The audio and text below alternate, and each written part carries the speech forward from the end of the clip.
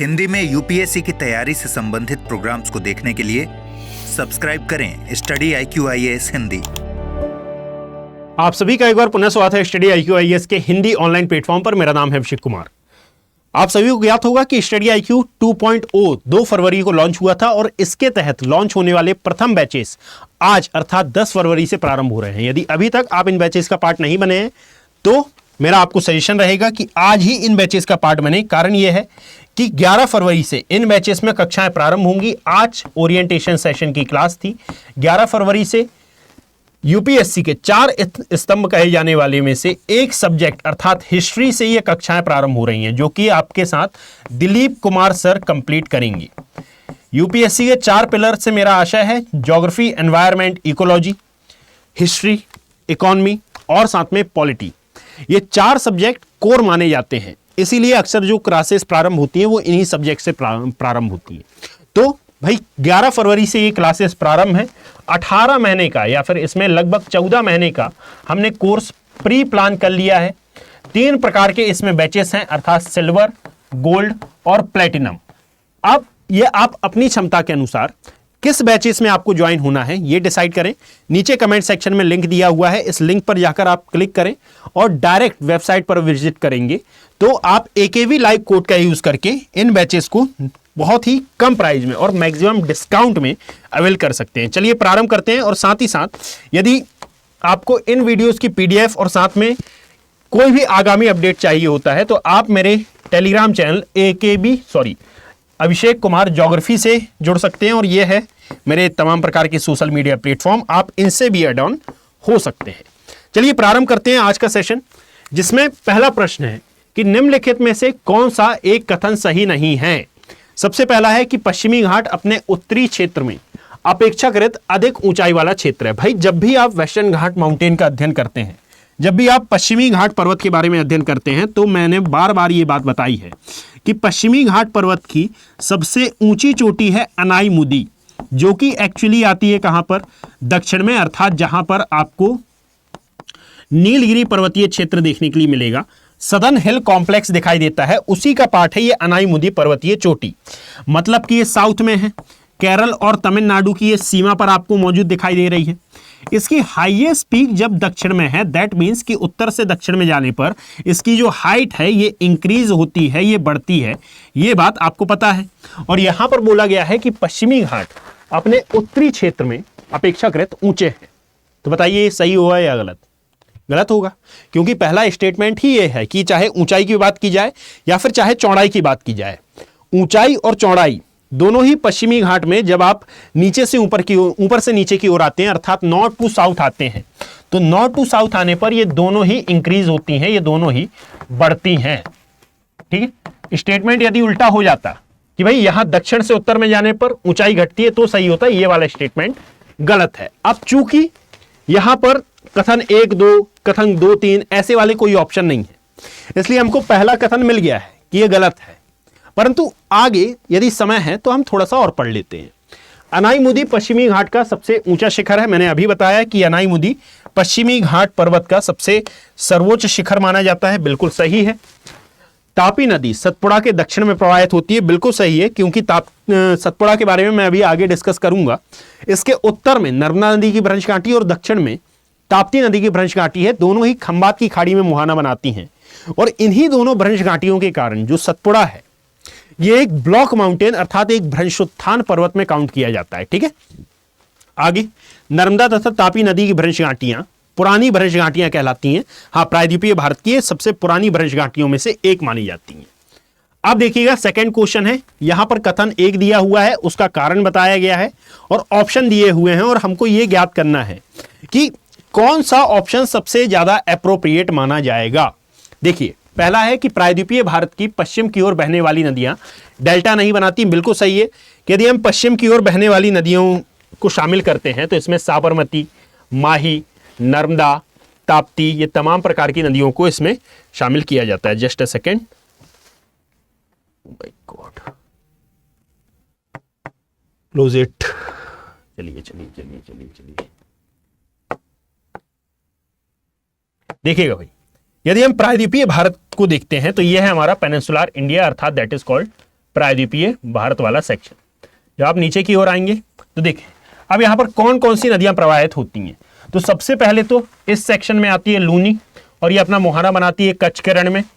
अब यहीं से आपको देखने के लिए मिलेगी साबरमती, यहां से आती है माही जो कि मकर रेखा को 2 बार काटती है। पश्चात यहां से निकल रही होती है नर्मदा और फिर सतपुड़ा के दक्षिण से निकल रही होती है तापी और ये खंबात की खाड़ी में अपना मुहाना बनाती है। मांडवी, ज्वारी, शरावती, पेरियार, भरतपूजा और पांबा भी यहीं पर है। ये पश्चिम की ओर प्रवाहित होने वाली नदियां हैं। और यहां पर क्या बोला गया है, यहां पर हमसे बोला गया है कि प्रायद्वीपीय भारत में पश्चिम की ओर प्रवाहित होने वाली नदियां डेल्टा का निर्माण नहीं करती, क्योंकि भाई ये जो पश्चिमी घाट पर्वत है यहां पर पश्चिमी तटीय क्षेत्र मौजूद दिखाई देगा और पश्चिमी तटीय क्षेत्र एक प्रक्रिया द्वारा निर्मित है और इस प्रक्रिया को कहा जाता है निज्जमनकारी बल।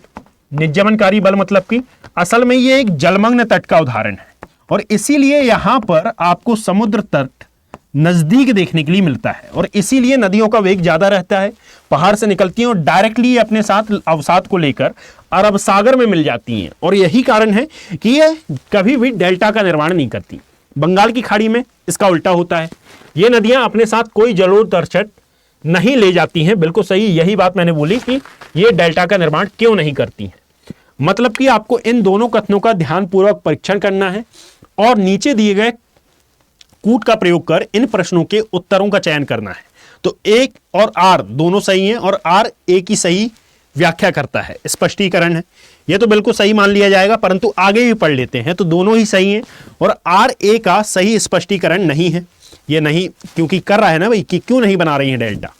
ए सही है लेकिन आर गलत है, नहीं ए गलत है लेकिन आर सही है। तो यहां पर हमारा ए यानी कि दोनों ही सही है और जो आर है ये ए की सही व्याख्या कर रहा है, इज द राइट आंसर हमारा माना जाएगा। अगले क्वेश्चन पर चलते हैं।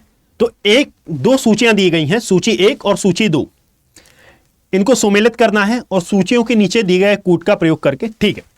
अब यदि हम देखें तो कांगेर घाटी नेशनल पार्क, तो कांगेर एक नदी है भाई, असल में कांगेर एक नदी है और इसी के नाम पर इस नेशनल पार्क का नाम पड़ा है। ये छत्तीसगढ़ की है, यानी कि पहला तो बिल्कुल सही है। नागरहोल मैं बता देता हूं आपको कि यह असल में कर्नाटका राज्य में आपको मौजूद देखने के लिए मिलेगा, ठीक है। कर्नाटक नागरहोल, नागरहोल कर्नाटक राज्य में मौजूद देखने के लिए मिलेगा। याद रखिएगा कि 2003, हाँ 2003 में यहां पर टाइगर रिजर्व यानी प्रोजेक्ट टाइगर प्रारंभ हुआ था। साथ ही साथ जो कुगती वन्य जीव अभ्यारण्य है, ये कुगती के बारे में आप याद रखें कि ये हिमाचल प्रदेश राज्य में आता है।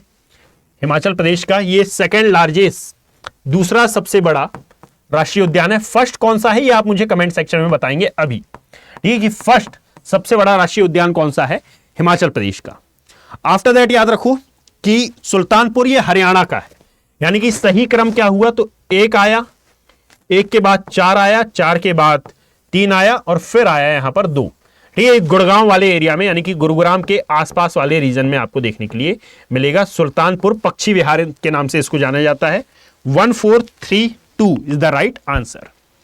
निम्नलिखित पर विचार करें, महादेव पहाड़ी, सह्याद्री पर्वत और सतपुड़ा रेंज। देखिएगा भाई, जैसे मैंने ये मैप बनाया था, मैं एक और मैप आपके सामने बनाता हूं।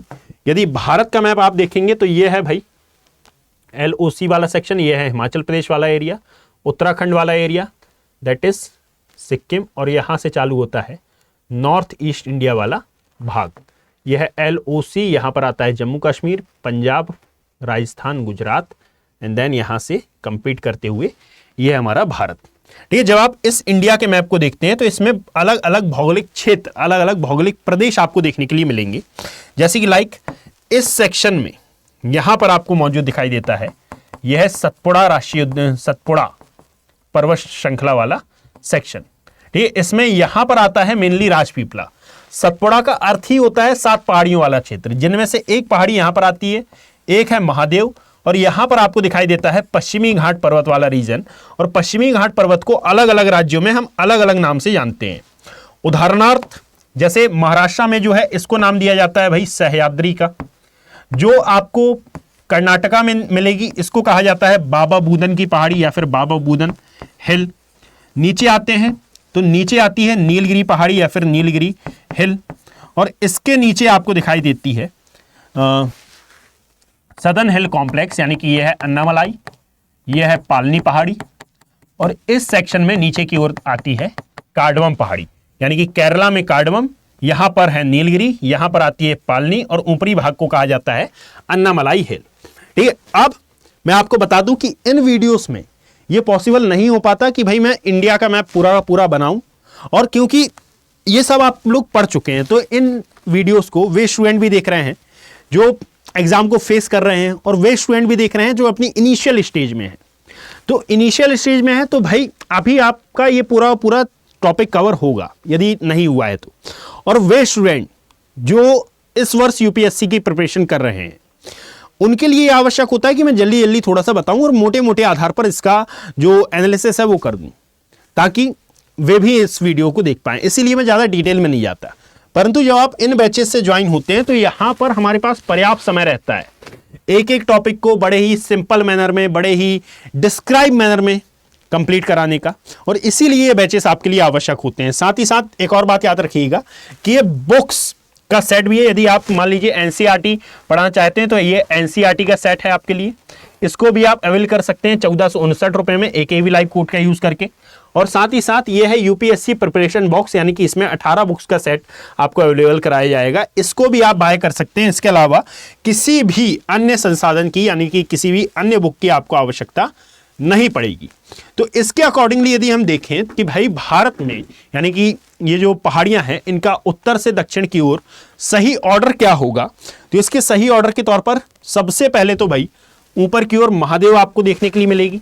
सबसे पहले नंबर पर आती है महादेव, महादेव के बाद आती है सतपुड़ा, और सतपुड़ा के बाद आती है सह्याद्री, यानी कि 1, 3 और 2। Option number C is the right answer. चलिए आगे बढ़ते हैं। आगे दिया हुआ है निम्नलिखित पर विचार करें। ये अलग अलग प्रकार की खाद्यान्न फसलें दी गई हैं और कुछ यहां पर नकदी फसलें हैं, और पूछा गया है कि भाई खरीफ फसलें कौन कौन सी हैं इनमें से। तो खरीफ फसलें, अर्थ ये होता है इनका कि भाई जो मॉनसून के समय बोई जाती हैं, अर्थात मई जून माह में ये बोई जाएंगी, और सितंबर अक्टूबर माह में, है ना, मई भी नहीं आएगा, जून जुलाई माह में ये बोई जाएंगी, और ये लगभग सितंबर अक्टूबर माह में इनकी कटाई की जाएगी। तो इनको कहा जाता है खरीफ की फसल, यानी कि वर्षा ऋतु के साथ बोई जाती है और शीत ऋतु के आगमन के साथ इनकी कटाई होती है, फिर रबी की फसल चालू होती है वहां से। तो इसके अंतर्गत आप शामिल करते हैं किसको, तो कपास को भी शामिल किया जाता है, इसके अंतर्गत मूंगफली को भी शामिल किया जाता है, सरसों को छोड़कर, यदि सरसों को हटा दिया जाए तो बाकी तीनों को इसके अंतर्गत शामिल किया जाता है, यानी कि 1, 2 और 3 हमारे सही आंसर होंगे। आफ्टर दैट आगे बढ़े तो गोदावरी, महानदी, नर्मदा और तापी नदियों का उनकी लंबाई की अनुसार अवरोही क्रम में सही क्रम क्या होगा। भाई यहां पर थोड़ा सा टिपिकल क्वेश्चन है, यानी कि यहां पर अब हमको लंबाई देखनी पड़ेगी। देखिएगा, जो गोदावरी नदी है, गोदावरी नदी की लंबाई लगभग आती है, जहां तक मैं याद कर पा रहा हूं, 1465 किलोमीटर। ठीक, फिर यहां पर कौन सी दी गई है, गोदावरी की बात नहीं, महानदी, महानदी की जो लंबाई है ये लगभग 858 किलोमीटर के समथिंग है। 858 ये किसकी है, ये है महानदी की। फिर दिया गया है नर्मदा, तो नर्मदा की लंबाई लगभग 1000 के समथिंग आती है, यानी नहीं, नर्मदा की लंबाई 1300 किलोमीटर के समथिंग आती है, लगभग 1300 किलोमीटर के आसपास। ठीक है, और तापी की लंबाई इसकी 700 किलोमीटर के आसपास आपको देखने के लिए मिलेगी। आई थिंक 724 किलोमीटर इसकी लंबाई दिखाई देती है। यह है हमारी तापी नदी। ठीक है, तो लगभग मैंने लिखा है, ये 1465 है, ये तो मेरे को पता है, प्रायद्वीपीय भारत की सबसे लंबी नदी। इनमें अक्सर कंफ्यूजन होता है। नर्मदा की लगभग 1300 के आसपास है, इसकी 858 है, क्योंकि मैंने अभी पढ़ाया है एक बैच में, और यह है तापी नदी। देखिएगा, इसके अकॉर्डिंगली यदि हम देखें तो सबसे लंबी है भाई गोदावरी, फिर आती है नर्मदा। तो गोदावरी दिख रहा है, नर्मदा दिख रहा है, ऐसा कॉम्बिनेशन और कहीं दिख रहा है क्या, नहीं। तो option number B is the right answer हमारा माना जाएगा। आफ्टर दैट याद रखो, नंदा देवी शिखर किसका एक भाग है। देखिएगा भाई, जब आप हिमालय का अध्ययन करते हैं तो हिमालय के अध्ययन में आप हिमालय का नदियों के आधार पर विभाजन पढ़ते हैं। लाइक ये है हमारा हिमाचल प्रदेश, ये है उत्तराखंड, और आगे की ओर आते हैं तो ये है सिक्किम वाला पोर्शन, और यहां पर आपको देखने के लिए मिलेगा पश्चिम पूर्वोत्तर भारत वाला सेक्शन, दैट इज पूर्वोत्तर भारत, यानी कि नॉर्थ ईस्ट इंडिया। ये है अलग अलग भाग। जब आप इसमें आएंगे तो देखिएगा, यह है मानसरोवर झील, दैट इज मानसरोवर झील वाला सेक्शन। मानसरोवर झील वही जिसको एक जल विभाजक की संज्ञा दी जाती है। यहां से अलग अलग नदियों का उद्गम होता है। अरीय प्रकार का अपवाह प्रतिरूप आपको यहां पर देखने के लिए मिलेगा। एक नदी है जो कि ओरिजिन लेती है और ये उत्तर पश्चिम दिशा में बहती है, लद्दाख और जास्कर श्रेणियों के मध्य से प्रवाहित होती हुई पाकिस्तान में जाती है और यहां पर जाकर अपना मुहाना बनाती है। यह है सिंधु नदी।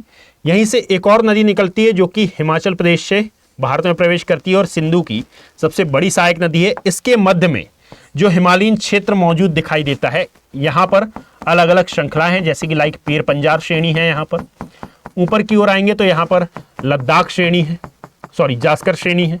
ये बीच में वृहद हिमालय है और यहाँ पर और भी कई छोटी मोटी चोटियां, छोटी नहीं वृहदतम चोटियां, जैसे कि नंगा पर्वत। ठीक है, और आगे की ओर आएंगे यहाँ पर आपको नामचा नंगा पर्वत बोलूँ, कश्मीर घाटी वाला रीजन। ठीक है, यहाँ पर बाड़ा लाचाला दर्रा, शिपकिला दर्रा, रोहतांग दर्रा, ये तमाम प्रकार के दर्रे वाले क्षेत्र, ठीक है, घास के मैदान इस एरिया में प्रेजेंट आपको देखने के लिए मिलेंगे।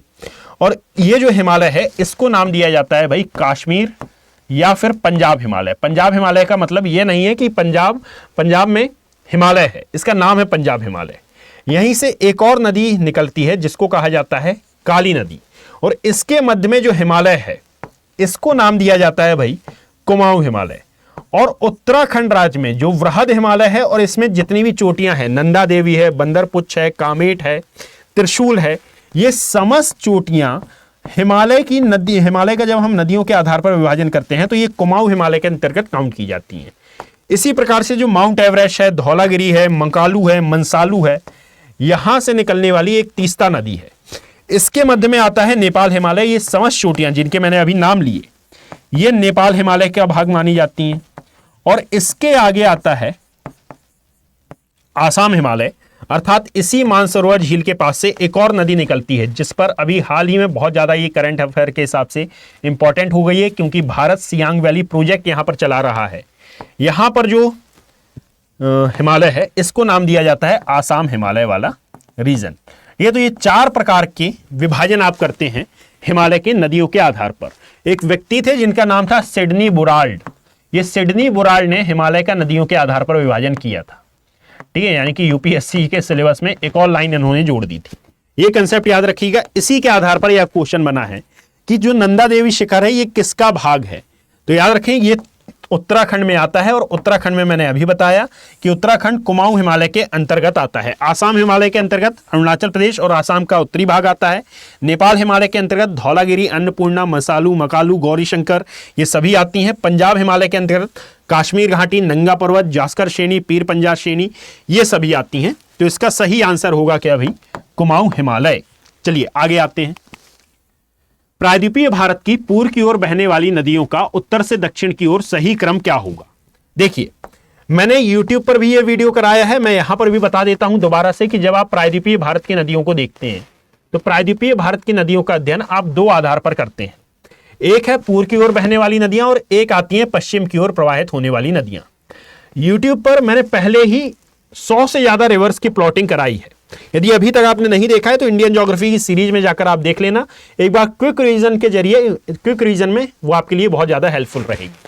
ऊपर से आ रही होती है गंगा, और ये जो गंगा आ रही होती है इसी की एक धारा होती है हुगली, और ये जो हुगली है इसकी सबसे प्रमुख सहायक नदी होती है दामोदर। ठीक है, तो दामोदर है, दामोदर के बाद आती है स्वर्ण रेखा, फिर आती है वैतरणी, फिर आती है ब्राह्मणी, फिर आती है महानदी जो कि छोटा नागपुर पठार और दंडकारण्य पठार को विभाजित करती है। इसी के मध्य में इंद्रावती नदी भी है, महानदी फिर आती है, यानी कि सबसे ऊपर दामोदर, स्वर्ण रेखा, वैतरणी, ब्राह्मणी, महानदी, फिर दाया छोटी सी है ऋषिकुल्या। दाया नदी वही नदी है जो कि अशोक के कलिंग युद्ध से संबंधित थी। अशोक ने जिस नदी के रक्त तप्त होने के कारण बौद्ध धर्म को अपनाया था वही नदी है ये दाया रिवर। ये तो सबसे ऊपर क्या है? दामोदर, स्वर्णरेखा, वैतरणी, ब्राह्मणी, महानदी, दाया, ऋषिकुल्या। फिर यहां पर त्र्यंबकेश्वर पहाड़ी से ओरिजिन लेती है गोदावरी। फिर आती है कृष्णा नदी जो कि महाबलेश्वर चोटी से निकलती है, कृष्णा, गोदावरी, कृष्णा। पेन्नेरू यहां पर आती है। फिर आती है कावेरी जो कि ब्रह्मगिरी पहाड़ी से निकलती है, और फिर आती है वेंगई, और फिर आती है एक और ताम्रपर्णी भी आप याद रखिएगा। ये तमाम प्रकार की नदियां हैं। कौन कौन सी? तो रफली मैनर में मैं इसको लिख देता हूं कि सबसे ऊपर आपको दिखाई दे रही है दामोदर, फिर आती है स्वर्ण रेखा, वैतरणी, ब्राह्मणी, महानदी, दाया, ऋषिकुल्या, गोदावरी, कृष्णा, पेन्नेरू, कावेरी, वेंगई, ताम्रपणी। ये तो इसी के आधार पर हम देखते हैं। तो इसको जब आप याद कर लेते हैं तो ये क्वेश्चन बहुत ज्यादा इजी है। और जो ये बोलते हैं कि यार मैपिंग से क्वेश्चन आना बंद हो गए हैं, याद रखिएगा 2002 में ये क्वेश्चन आया था। माना कि बहुत ज्यादा पुराना है, पर जब आप लेटेस्ट क्वेश्चन पेपर देखते हैं 2024 का भी, तो उसमें भी देखिएगा कि मैपिंग से 2-3 क्वेश्चन आए हैं। तो यूपीएससी में खासकर ज्योग्राफी में मैपिंग बहुत ज्यादा आवश्यक होती है, इसको ध्यान रखिएगा। ये तो स्वर्ण रेखा, महानदी, गोदावरी, कृष्णा, इसके आधार पर यदि हम देखें तो पूरा ऑर्डर एक बार आप रिवाइज कर लीजिए। इसके आधार पर स्वर्ण रेखा, महानदी, गोदावरी, कृष्णा, पेन्नेरू, कावेरी और वेंगई, यानी कि ऑप्शन नंबर ए हमारा बिल्कुल सही माना जाएगा। आगे बढ़ते हैं। लंबी जड़ों और नुकीले कांटों वाले छोटे वृक्षों और झाड़ियों वाले खुले छोटे छोटे वन आमतौर पर कहां पाए जाते हैं? तो पश्चिमी आंध्र प्रदेश वाले क्षेत्र में। ठीक है, पश्चिमी आंध्र प्रदेश वाले रीजन में ये आपको देखने के लिए मिलेंगे। कारण ये है कि ये वृष्टि छाया प्रदेश के अंतर्गत काउंट किया जाता है। आगे आते हैं। निम्नलिखित में से कौन सा एक लैगून झील है? देखिए भाई, अष्टामुदी ये अरब सागर के तट पर स्थित है और साथ ही साथ ये केरला के अंतर्गत आता है। ठीक है, जो चिल्का झील है ये उड़ीसा में स्थित है। ये भारत की सबसे बड़ी खारे पानी की झील है या फिर लैगून झील है। पुलिकट झील ये आंध्र प्रदेश और तमिलनाडु में आती है और इसी के मध्य में एक आइलैंड है जिसको नाम दिया जाता है श्री हरिकोटा आइलैंड। पता होगा इसके बारे में, बहुत ज्यादा चर्चा में भी अभी हाल ही में। पेरियार ये नहीं है, पेरियार एक नदी है, याद रखिएगा।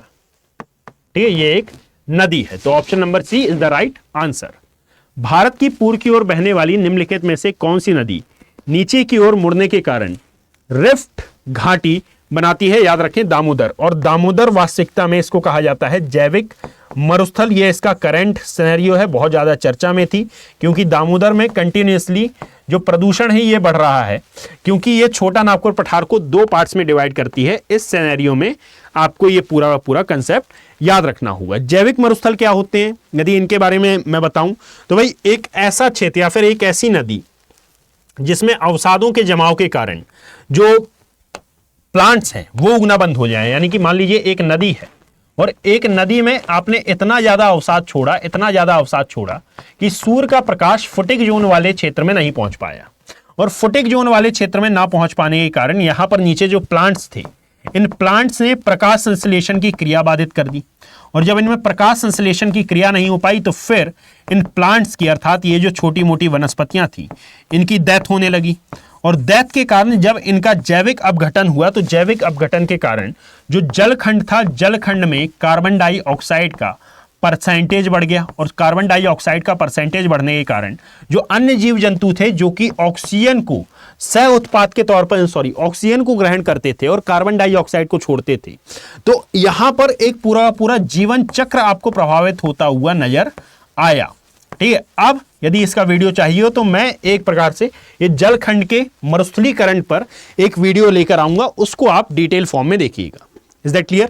और यदि मान लीजिए ऐसे कोई भी टॉपिक आपको लगते हैं कि भाई ये टॉपिक आवश्यक है परंतु हमसे कवर नहीं हो रहे हैं, तो आप ऐसे टॉपिक का सजेशन मुझे कमेंट सेक्शन में दे सकते हैं कि सर XYZ टॉपिक स्पेसिफिक इस टॉपिक पर आप वीडियो बना दें, तो मैं उस टॉपिक पर भी वीडियो बना दूंगा। ठीक है, इससे हुआ क्या कि जो छोटे मोटे कॉन्सेप्ट हैं मैं 10-12 मिनट में उनको समझा दूंगा। ठीक है, 10-12 मिनट में ना ही मेरा ज्यादा समय लगा और ना ही आपको यहां वहां भटकने की आवश्यकता पड़ी। पर आवश्यक यह है कि ये जो छोटे मोटे टॉपिक्स हैं फिर इनमें एंगेजमेंट लाना आपकी रिस्पॉन्सिबिलिटी है। ये वाली क्लास यहीं पर खत्म होती है और यहां पर इंडियन ज्योग्राफी के क्वेश्चन भी समाप्त होते हैं। यदि आपको सीरीज पसंद आ रही हो तो आप इसको शेयर अवश्य करें और टेलीग्राम हैंडल से जुड़ना ना भूलें, और साथ ही साथ इसकी PDF आप अवश्य डाउनलोड कर लें और संपूर्ण बैच से भी जुड़कर AKB लाइव कोड का यूज करना ना भूलें। Thank you, have a great day. Hindi में UPSC की तैयारी से संबंधित प्रोग्राम्स को देखने के लिए सब्सक्राइब करें स्टडी IQ IAS हिंदी।